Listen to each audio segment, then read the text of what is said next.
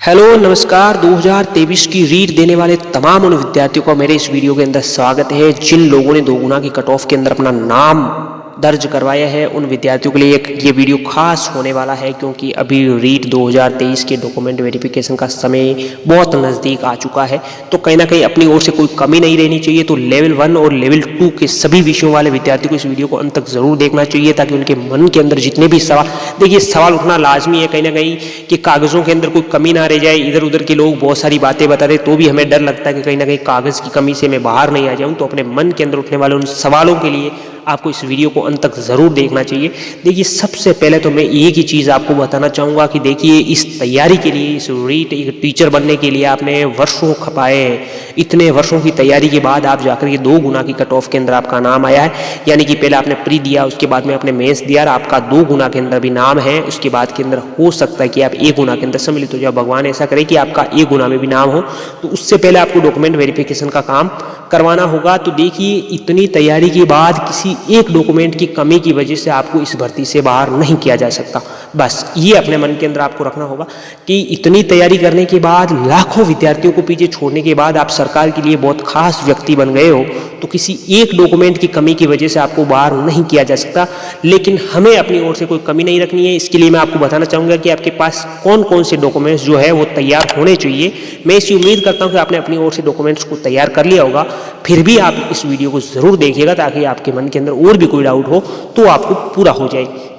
मूल आवेदन जो आपने आवेदन पत्र जो है वो आपके पास होना चाहिए। कहीं ना कहीं आपने जब पहली बार आवेदन किया था तो उसका जो मूल आवेदन पत्र है वो आपके पास होना चाहिए। आपके पास आधार कार्ड होगा ओरिजिनल, तो उसकी फोटोकॉपी और वो दोनों होने चाहिए। 10वीं की मार्कशीट ओरिजिनल होनी चाहिए। 12वीं की मार्कशीट ये भी ओरिजिनल होनी चाहिए। आपने स्नातक की जो मार्कशीट सभी वर्षों की और उसके साथ के अंदर डिग्री, ये भी आपके पास होना अति अनिवार्य है।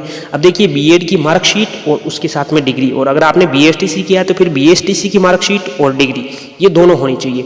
अब बीएड या बीएसटीसी की प्रवेश तिथि ये आपके पास होनी चाहिए। जिस कॉलेज से आपने बीएड या फिर बीएसटीसी किया है वहाँ पर आपने प्रवेश कब लिया था, इसकी प्रवेश तिथि आपके पास होनी चाहिए। उसका कोई सबूत आपके पास होना चाहिए। रीट पात्रता प्रमाण पत्र आपके पास होना चाहिए। अगर आपने क्लियर किया है रीट पात्रता प्रमाण पत्र तभी तो आप जो है रीट मेंस के अंदर बैठे थे, तो वो प्रमाण पत्र आपके पास होना चाहिए। उसके अलावा आपके पास मूल निवास प्रमाण पत्र होना चाहिए ताकि आपको इस राज्य की जो आरक्षण का जो फायदा है वो मिल सके। आपके पास जाति प्रमाण पत्र होना चाहिए। इसके अलावा अंतिम जो रेगुलर जहाँ से आपने कॉलेज किया था वहाँ का चरित्र प्रमाण पत्र, यानी अंतिम बार आपने रेगुलर कॉलेज कहाँ से किया वहाँ का चरित्र प्रमाण पत्र आपके पास होना चाहिए। उसके अलावा आपने जब बीएड या बीएसटीसी कर रहे थे उस समय आपको स्काउट कैंप करवाया गया, उसका एक प्रमाण पत्र आपके पास होना चाहिए। उसके अलावा आय प्रमाण पत्र जो आपके पिताजी के नाम से बनता है वो आपके पास होना चाहिए। और अब कुछ खास व्यक्ति, जैसे मान लीजिए आपको स्पोर्ट्स का जो फायदा है वो लेना है तो आपके पास स्पोर्ट्स सर्टिफिकेट होना चाहिए। विधवा जो महिलाएं हैं उसके पास स्वयं का शपथ पत्र और पति की मृत्यु का जो प्रमाण पत्र है वो दोनों होने चाहिए, तब जाकर के आपको विधवा की उस कैटेगरी के अंदर रखा जाएगा।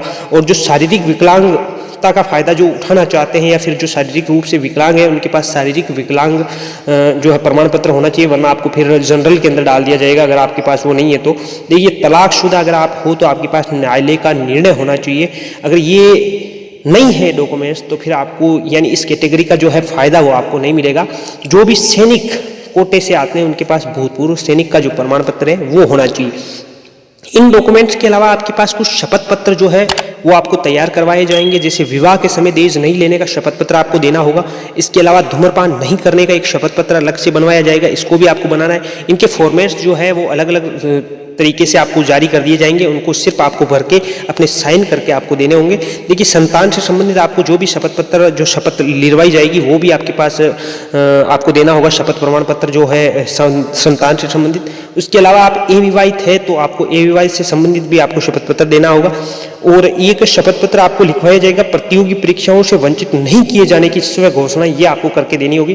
तो ये डॉक्यूमेंट्स आपके होने चाहिए। इसके अलावा भी और भी कोई डॉक्यूमेंट्स की कोई जरूरत होगी तो मैं इस चैनल के माध्यम से आपको जरूर बताऊंगा, लेकिन इतने डॉक्यूमेंट्स तो आपके पास तैयार होने चाहिए। ये डॉक्यूमेंट्स आपके होने के बाद भी आपके मन के अंदर कुछ सवाल उठ रहे होंगे, जैसे मान लीजिए किसी के बच्चे के मन के अंदर आ रहा होगा कि क्या स्काउट कैंप का जो प्रमाण पत्र होता है वो क्या जरूरी है। इसके अलावा क्या मार्कशीट के अंदर किसी के मम्मी या पापा की स्पेलिंग के अंदर गलती है तो उसका क्या होगा, क्या पुलिस सर्टिफिकेट की अभी जरूरी है, और क्या फिर अंतिम संस्था का जो चरित्र प्रमाण पत्र है उसके बारे में भी किसी का कोई डाउट हो सकता है, तो ये मैं अगले वीडियो के अंदर इससे संबंधित बात करूंगा। तो आप हमारे चैनल को सब्सक्राइब जरूर कीजिएगा। आपका दिन शुभ हो। बहुत बहुत आपका धन्यवाद। अगले वीडियो के अंदर ये तमाम जानकारियाँ आपको दी जाएगी। आपका बहुत बहुत धन्यवाद।